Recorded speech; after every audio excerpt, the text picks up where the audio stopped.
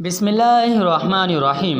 आइए हम सब ये बातें जानने की कोशिश करते हैं कि हमारे गुनाह कैसे माफ़ हो।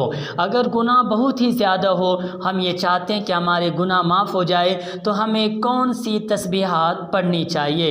हज़रत अबू हुरैरा रज़ियल्लाहु अन्हु से रिवायत है कि रसूलुल्लाह सल्लल्लाहु अलैहि वसल्लम ने फरमाया, जिसने दिन में 100 मरतबा सुबहानल्लाहि व बिहम्दिही पढ़ेगा, अल्लाह तबारक व तआला उसके गुनाहों को माफ़ कर देंगे, चाहे गुनाह समंदर के झाग के बराबर क्यों ना हो।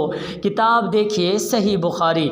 इस हदीस से हमें ये बातें मालूम होती है कि अगर हम दिन में सिर्फ 100 मरतबा सुबहान अल्लाह व बिहम्दी पढ़ेंगे, तो अगर हमारे गुनाह बहुत ही ज़्यादा क्यों ना हो, अल्लाह तबारक व तआला गुनाहों को माफ़ फरमा देंगे।